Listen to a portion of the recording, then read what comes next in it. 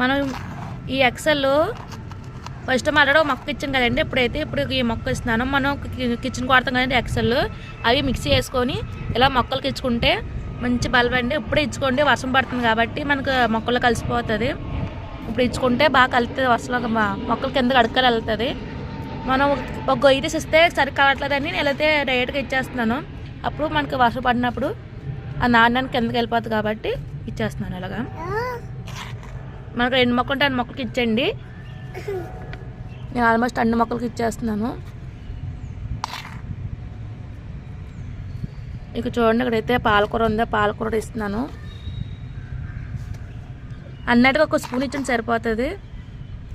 ఇక్కడైతే ఉల్లికాయలు ఉన్నాయి, ఉల్లికాయలు కూడా 1 స్పూన్ ఇచ్చేస్తున్నాను. చిన్న చిన్న మొక్కలకైతే తొక్కు ఇచ్చుకోండి, పెద్ద పెద్ద మొక్కలకైతే 2 స్పూన్లు ఇచ్చుకోండి, సరిపోతుంది. మన ఛానల్ని సబ్స్క్రైబ్ చేసుకోండి, అలాగే లైక్ చేయండి, షేర్ చేయండి.